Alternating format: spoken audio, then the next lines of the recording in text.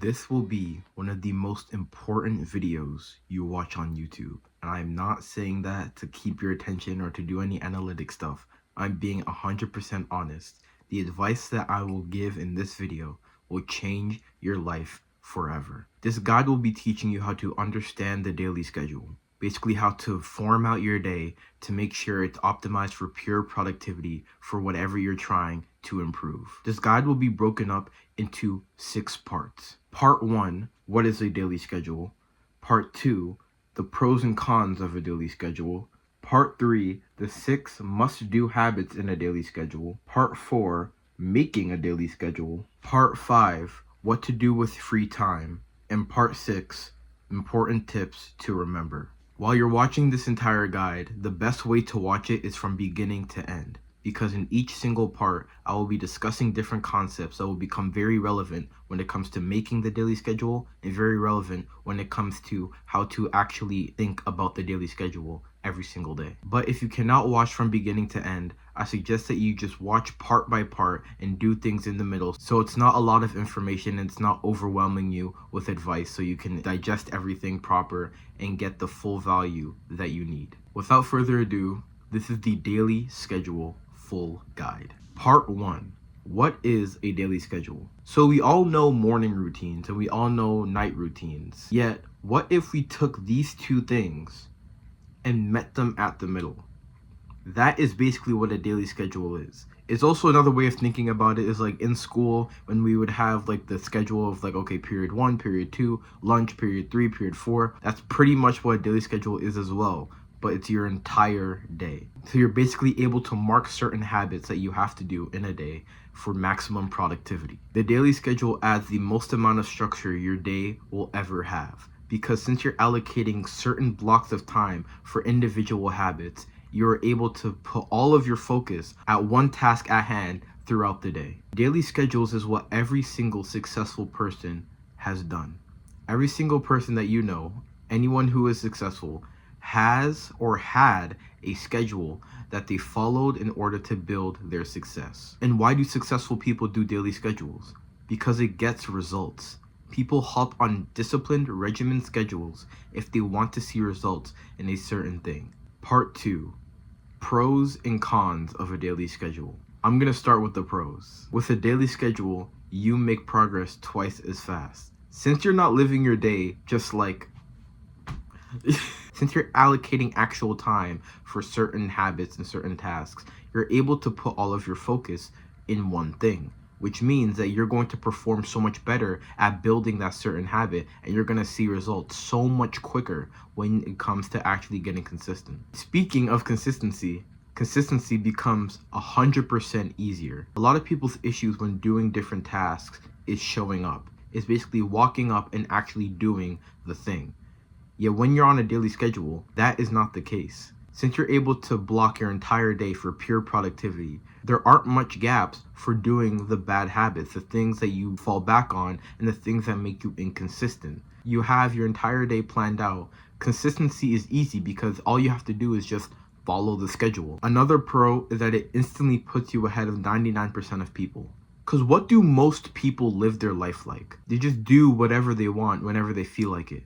I like to call it a fuck it we ball mindset. Basically, they just walk through their life and whatever they want to do, they're like, fuck it we ball. And then they just do it. It doesn't matter if it's good or it's bad. If they feel like doing it, they'll do it. And that type of reaction towards life is not a way to build strong progress. It's not a way to build a good foundation. So having a daily schedule instantly puts you ahead of 99% of people, because the person who has their day planned out is infinitely making more progress than the person who doesn't. Another pro is that you can grow 10 to 20 habits at the same time. No longer is just this one goal, this one thing that I'm trying to level up, whether I'm trying to get good in the gym, or whether I'm trying to read more books, study harder. Now, since you have a daily schedule, you can productively allocate so much more time to like a bunch of different things. So you're not going to just be a one-dimensional person. You're going to be a well-rounded human being. A guy who's jacked, who's also good with girls, or a person who studies really hard, who's also has like a strong social connection, like strong social circle. You can have all of that basically by having a daily schedule and building up all of these skills at once. The last pro I'm going to be talking about is since you have your entire day planned out, there's no mental stress. There's no like, oh, what do I have to do tomorrow? None of that. Basically, none of that. Or maybe just for many things here and there, but for big things, like big blocks in your day, like when I have to study, when I have to go to the gym, do I have to go somewhere? Those big things, you can have your thoughts pointed towards certain things instead of routine because you already have one. Now I'm gonna go into some cons. The first con is that you are gonna miss out on a couple things. Since your entire day is routined and since you have everything blocked out, there's not a lot of space to add or overlap certain things. Yet here's the caveat to this. You don't need to be like 100% like, I'm just on this routine, 100, like on day one. Absolutely not. You're going to slip up on this routine and life is going to get in the way. Maybe there's a party that you have to go to. Maybe you have an appointment set and you can't do certain things in your day. The whole point of a daily schedule is to not enslave you to do the same things every single day. It's to add routine and it's to add structure into your day so you're no longer spending dead time scrolling on your phone, eating junk food, playing video games. You have your entire day planned out. But obviously, if life is going to get in the way, if you have to do a couple things or some things take longer than others, that's okay. That's 100% okay. As long as you don't hop off the routine, nothing bad is going to happen. Another con is that it may feel military and boring. And this one is 100% true. For the first week or two, it's going to feel a bit hard because you're living your life extremely differently. You're not just moving around doing whatever you want. You're actually adding proper structure into your day, which is something that is very foreign to you. So since that's the case, it's not going to feel 100% great right now because you have to wake up at the same time, do the things at the same time. It's going to feel very military, kind of boring. Over time, in a week or two, you're going to realize that, holy shit, I'm actually really enjoying my schedule, and you'd prefer to do your schedule, tend to do other things. Another con is that if you ever hop off a daily schedule, life will never feel the same because it is so revolutionary. Since the daily schedule will change your life so much, if you do daily schedules for a long time and then all of a sudden you like slip up or you like have a rut and you hop off, your life will not feel the same. It will feel like you're supposed to be doing something, but you're just not doing it. That feeling of not having things in order starts to actually like stress you out even more than you would before you had a daily schedule. So keep that in mind when you start. Another con is since you're living a disciplined life, you're not going to really relate to a lot of people, which means that since you are doing like a very regimented schedule, your friends aren't probably doing this either, and they will probably try to ridicule you for this. This is a really big thing that happens with people who start a daily schedule, and this is a thing that gets a lot of people off the daily schedule. Their environment is the things around them. Since they live a disciplined life and the other people around them don't, things will clash. So in order to fix this issue, there's two things that you can do. One of these things is very wholesome and I hope it happens for you. And another thing is a little bit dark. The first thing is helping your friends get on a daily schedule. Once you hop on your daily schedule and once you do all of your things and once you get accustomed to this new lifestyle, with enthusiasm, go up to your friends and introduce them to this new concept and teach them and like be a leader. Try to show them like how important and how revolutionary this is. And the next thing that I'm going to say is that if your friends aren't budging and if they're still making fun of you for living a disciplined life, you're not a bad person from taking space from them. You're not a horrible person for taking time away from them if they're going to ridicule you for wanting to be disciplined. You're doing something good for yourself here. So if people are making you feel bad about that or people are making you feel left out about that, it's not a bad thing to take time away from your friends, whether temporarily or completely. And the last con, that's not really a con in my opinion, is that you will be completely detached from the modern day. So any new meme that's coming out or new movie that's coming out or new show that's coming out, I'm not saying you're not allowed to indulge in those things at all, but you will not be in the predicament that you are now where you are overindulging, which is doing the things way too much. So naturally, since you're not overindulging and knowing every single thing that's happening online, you are going to be detached from the modern day.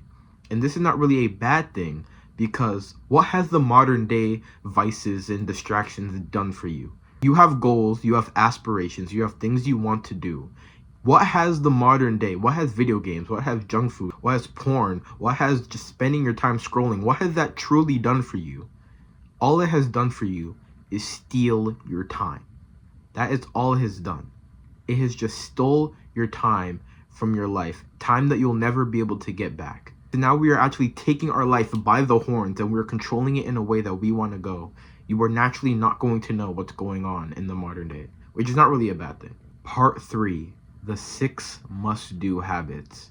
So now I'm going to be talking about habits that you should have in your daily schedule by default. Like, these are the cornerstones of your daily schedule. These are the specific habits that will give you the most benefit in your physical and mental health when it comes to doing a regimen schedule like this. Number 1 is waking up and sleeping early.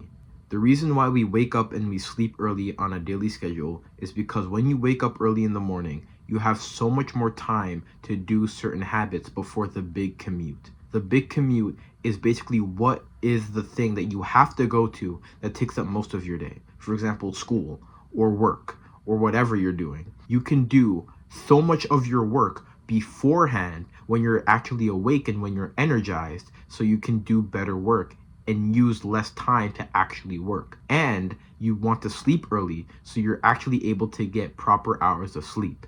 Due to the modern day and due to all of these distractions, our sleep sucks nowadays. So it's much better to sleep earlier so we're actually able to allocate more time to sleep, like 8 hours at least, or 9, or maybe even 10 hours dedicated to proper sleep so you're able to wake up and crush your work in the morning. The next habit is meditation. Meditation is misunderstood by a lot of people. People think meditation is sitting down and just focusing on your breath the entire time. And if you lose focus, you are failing meditation and you're not good enough. People are wrong.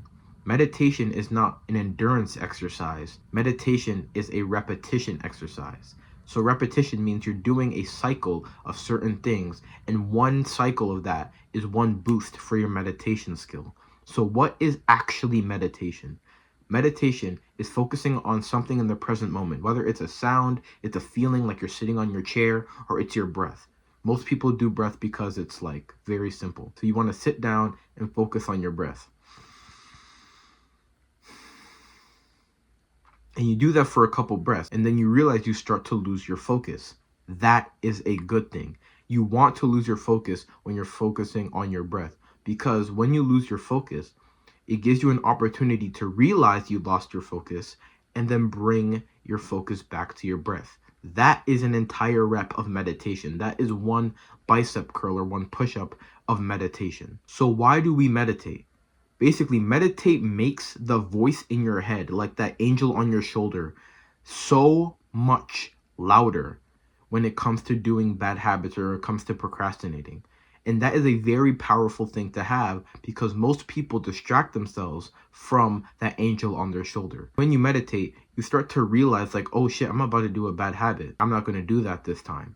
And meditation reverses the damage of the modern day. What is doom scrolling? Doom scrolling, you're just looking at your phone being mindless. Meditation is focusing on one thing and being mindful. It's quite literally the exact opposite of like doing all the bad habits. So while you do meditation, a great habit to couple with meditation is dopamine detox. That means spending less time on your phone, especially on these fucking stupid brain rot apps like Instagram. Like, Instagram has to be like the most evil app of all time. Spending less time on these apps, and if you are going to use your phone, watching more long form content like podcasts and actually paying attention, not like splitting your attention and doing something else while you listen to the podcast, actually paying attention. The next habit is cold exposure. Now, a lot of people like to shit on cold exposure, but let me tell you real quick, this habit is actually life changing. So cold exposure is whether like you go into a cold shower or you go into an ice bath. Since we don't have ice baths just ready in our backyard or whatever, you're probably just going to do a cold shower. Cold exposure makes you more disciplined. It basically trains your skill to do the hard thing that you don't want to do. Because no one wants to voluntarily walk into ice cold water. Definitely not at first. And even after doing it for a while, no one really wants to walk into a cold shower. But that is a good thing. The fact you don't want to do it and you doing it anyway boosts your ability to actually do the hard work when you don't want to do the hard work, which is discipline. And that trait gets a lot of people ahead of everybody else. Another thing about cold exposure is that it gives you a high that is equivalent to cocaine. And I am not joking. I'm not saying that to like boost the feeling you get after you walk out of the cold shower. No. Literally search up online cold shower high versus cocaine high. Taking a cold shower gives you an equivalent feeling of snorting a line of booger sugar. Next habit I'm going to talk about is working out. I don't think you need me to tell you like working out is good for your muscles. Yes, that's really healthy for you. We all know this. We all know that working out is good for you physically, but how do we actually get into exercising? So, what I'd say for exercise is, what is your end point for working out? What is your achievement that you want? For a lot of people, it's to build like an aesthetic physique. For a lot of people, it's to grow more flexible. For a lot of people, it's to do like calisthenics. For a lot of people, it's through martial arts, it's through fighting. Guess what? You can do whichever one you want. Whichever one makes you feel the most fulfilled, whichever one makes you actually want to exercise, do that one and get good at it. Obviously, if you have like aspirations to build like a strong physique, you're not going to spend like 1 hour a day like stretching and that's your workout for the day. You're not going to do anything else after that. Obviously, you have to do resistance training if you want to build muscle. You can also decide what type of resistance training you want to do. Do you want to do calisthenics? Do you want to do more weightlifting, more powerlifting? You can decide all of these things. Think of what you want out of working out and think of the best way of training to do that thing. The next habit is morning sunlight. Morning sunlight makes you more awake when you wake up and more tired when you go to sleep. So basically, it just improves your sleep. So how do you do this properly? Literally 5 to 10 minutes outside in the morning. The sun doesn't have to be glaring at your face. It can just be like dim. That's still enough sun. You just stand in there for 5 to 10 minutes. And then after 3 days, your like inner clock will like set to, okay, I'm going to feel awake at this time and I'm going to fall asleep at this time. You cannot cheat the system. You can't look outside of a window. Windows do not work with this. You have to physically be outside looking in the sky and just exist. Then your sleep will improve much better when you do this. The last habit I'm going to be talking about is journaling. Journaling is basically taking time to sit your ass down, grab a piece of paper, and write.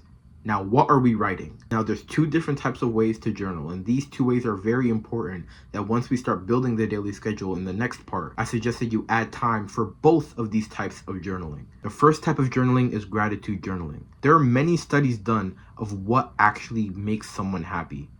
And it's not money. It's not building a shredded physique. It's not getting grades high in school. What actually builds happiness is gratitude. It's kind of weird to think, like, what do you mean gratitude builds happiness? If I had an extra 10K in my bank account, I'd be pretty fucking happy. Obviously, you'd be happy if you took your situation from 0 to 1. But what is consistently always going to make a person happy? Gratitude. And if you don't believe me, think back to a funny moment with a friend or a family member that you just can't help but smile about. Think about it right now. Like, literally take the time right now to think about it. You found yourself smiling, right? You found yourself like kind of grinning a little bit, or you just bust out in a full smile because you are grateful that that moment happened. That memory is so special to you. Those are the types of things you're going to be writing about. Gratitude journaling is taking 5 minutes out of your day to sit down to write 1 long page's worth or 3 short points about things that you are grateful for. And if you can't think of anything to be grateful for, a cool thing that you can do is think about, what is something I have in my life, if gone, I would feel depressed about. Basically, thinking about the things that you have in your life right now, if removed, you just couldn't live without. Like, you can talk about materialistic items, yeah, sure. You can also talk about family members. This stuff goes deep.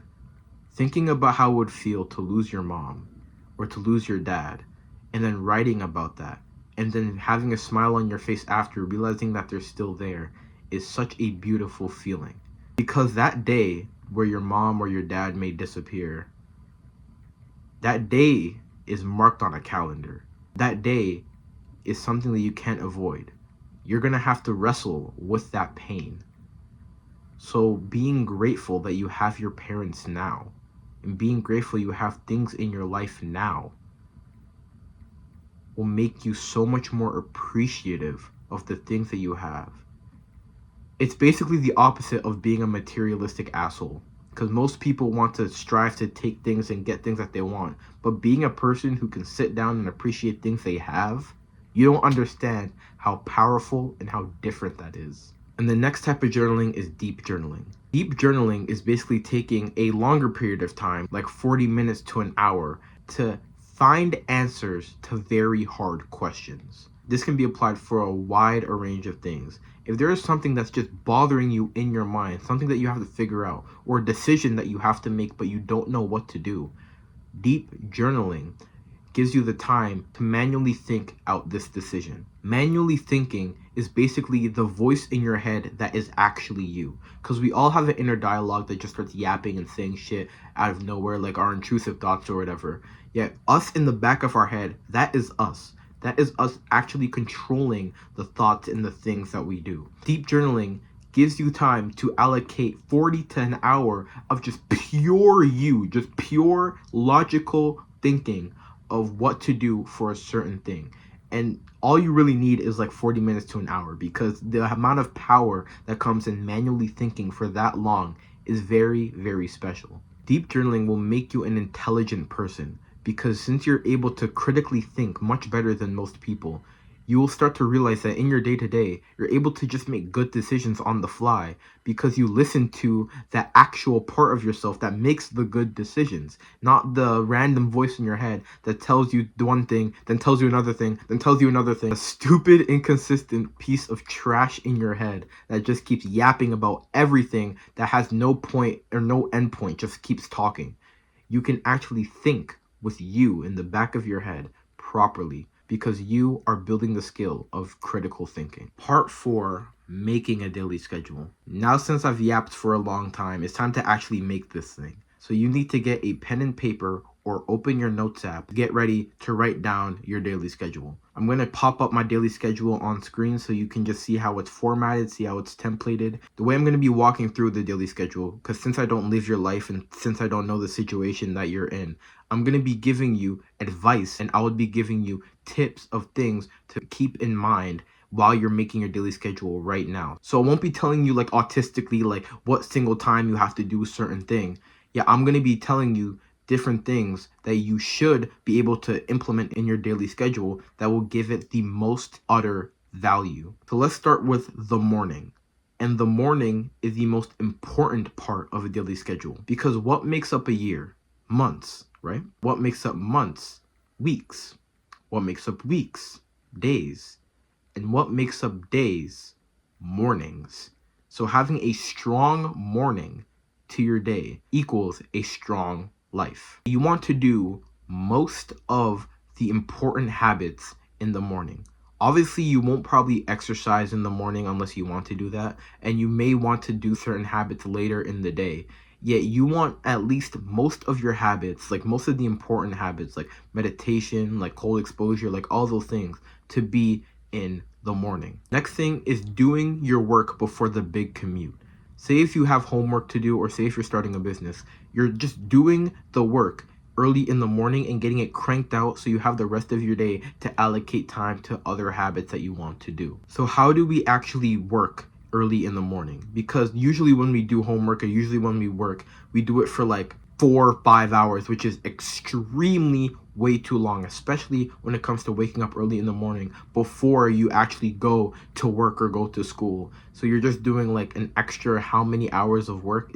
It's way too much. So I'm telling you right now that you will be able to crank out more work in 1 to 2 hours than you are doing currently right now. And the way that you do that is through the 80-20 rule. The 80-20 rule is basically a concept to where that most things that we have in our life are produced by the 20% of influences, and the 20% of things in our life are produced by 80% of influences, which means doing less work but more purposeful work and more intentional work will give you just as, if not more of a result than doing a whole bunch of tasks at the same time. So what does this mean? This basically means like you working like hours on school, but you're just doing like mini assignments that don't really give you that much work when that big assignment is staring at you right in the face that you've been procrastinating for so long. So what you want to do is figure out the big task, the thing that will decide most of your results,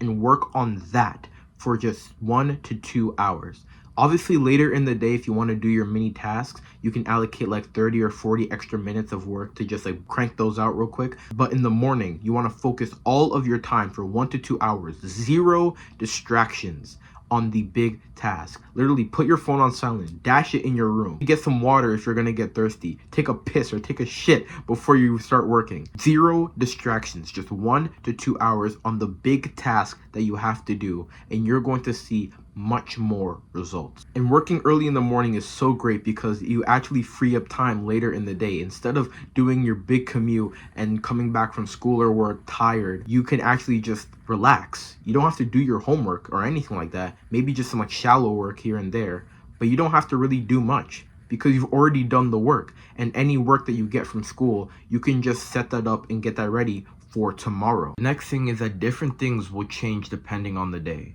Not every single day will be the same. For example, say if you're doing two certain things at the same time right now, some days you might go to the gym, but on other days you might have another thing to do. Like you have to do some martial art or something.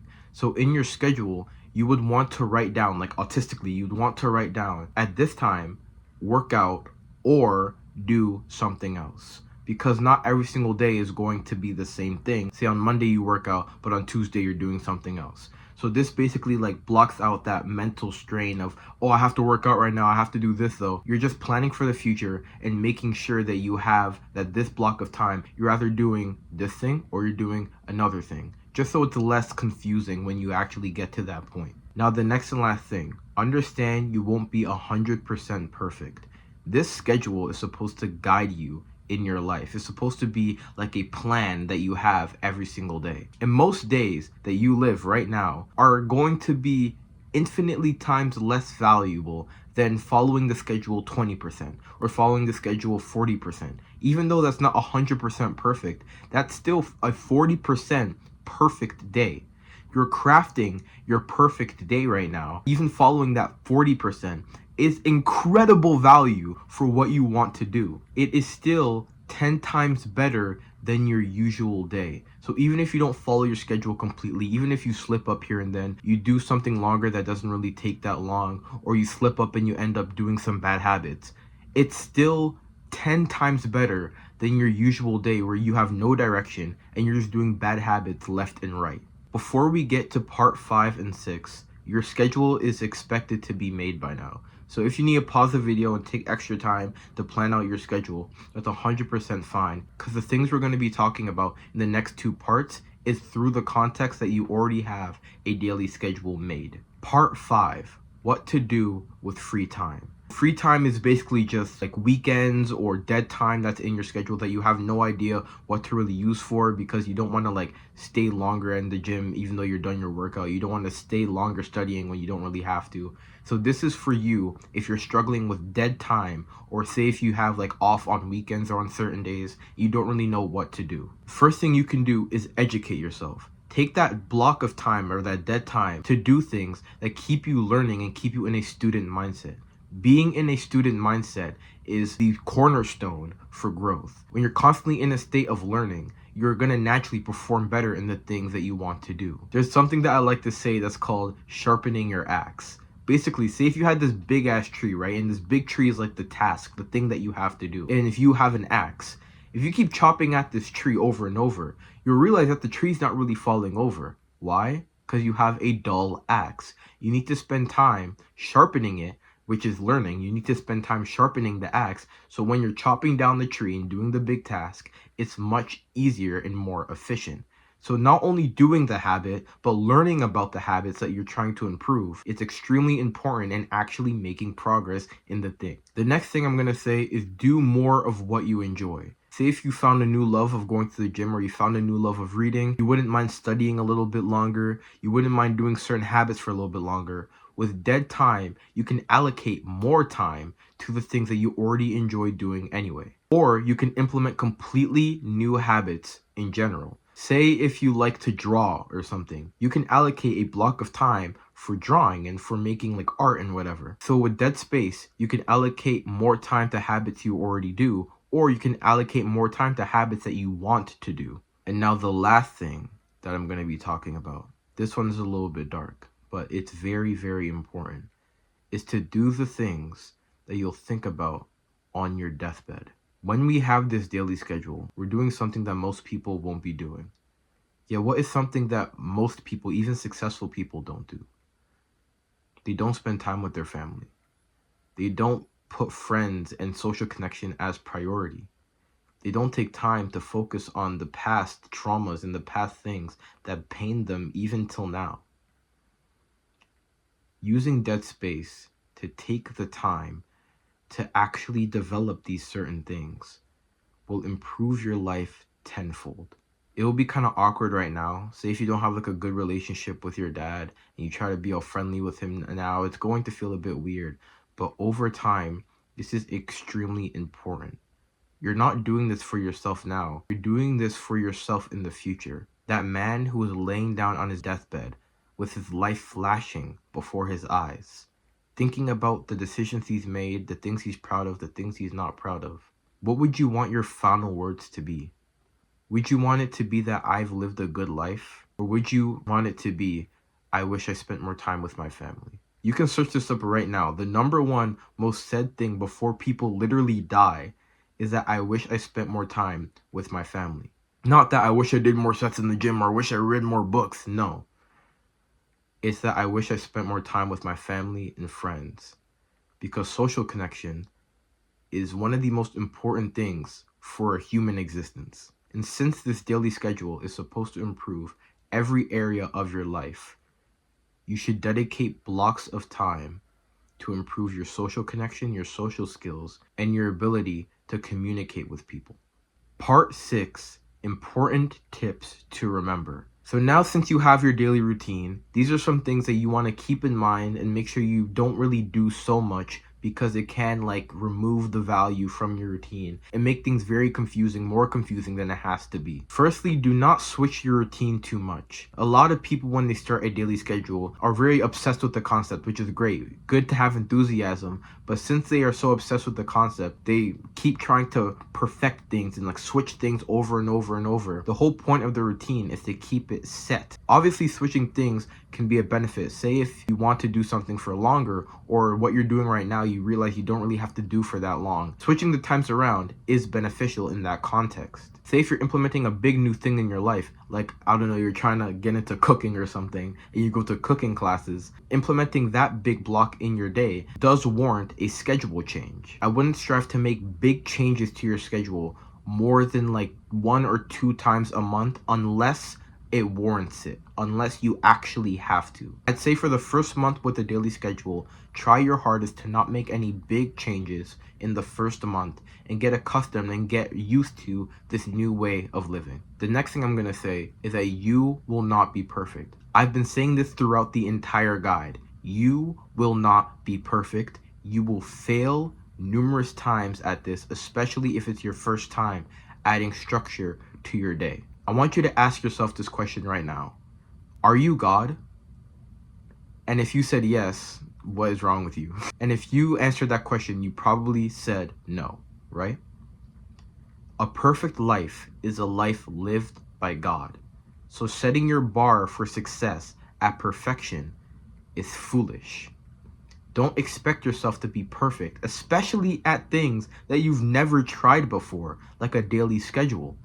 So you're going to mess up. Expect it to happen. One day or another, you're going to slip up.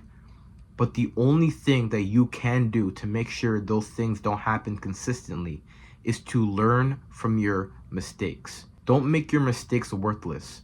Make them useful by actually learning from them and being a little bit better next time you enter a similar situation. The next thing you should remember is to progressively overload your habits. For certain habits like cold exposure and for meditation, just sitting there and meditating for 1 minute, say if you're starting off, just meditating for 1 minute, that is good to get into the flow of the habit. It's good to get your reps in. Repetition is the key for success. Yet over time, when you get better at meditation, you'd want to increase the time. So go from 1 minute to 3 to 5 to 10 to 20. Same with cold exposure. You can slightly increase the time you stay in the cold shower. Same with gratitude journaling. Over time, you increase how many points you write. This is making sure you actually grow your ability in the habit. Because right now, there's a lot of new habits that we discussed today that you aren't really used to. So doing low intensity and low volume will get you comfortable with actually showing up with the habit. And when it comes to gaining the benefits, that's when you want to actually increase the time you do certain things and increase the intensity over time, naturally making that bar of success higher and higher and higher. And the last thing to keep in mind is that life will get in the way. Like, say if your mom is going to tell you to do something, but you're reading right now and you don't really want to, listen, life is going to get in the way. Not everything is going to go 100% in your schedule. You are living by your schedule, but life is not living by your schedule. So things are going to interfere and intercross with each other. And when those things happen, it's fine. When life gets in the way, it's fine. There's nothing you can do about it. You just do what you have to do and then get back on your schedule. Do not let little moments like this get in the way of your thoughts like, oh, this schedule is not working, so many things are happening. It's these exact things that get people off the daily schedule and they don't reap the benefits. Life is going to get in the way. Certain things are going to make you want to hop off the schedule, and those things are fine as long as you don't hop off the schedule. The schedule that you crafted is extremely important. So making sure you're able to work, even with all of these distractions trying to take you away, is extremely important to develop. Do not hop off the schedule. Not everything will be perfect. Now that is the daily schedule guide. I hope this video helps you a lot, and I hope it changes your life, because the daily schedule is possibly one of the most important parts of productivity. Every single person you know who's done great things has followed a schedule in order to get consistent growth. And now you have done that for yourself, which is so fucking sick. So the fact that you have this daily schedule, you're going to be a completely different person as long as you just listen to the advice that was said in this video and you do not give up. I'm so glad you followed this video as best as you can, and I hope you have fun, and I hope you develop greatly with your newfound way of living your life. Thank you, and that's it.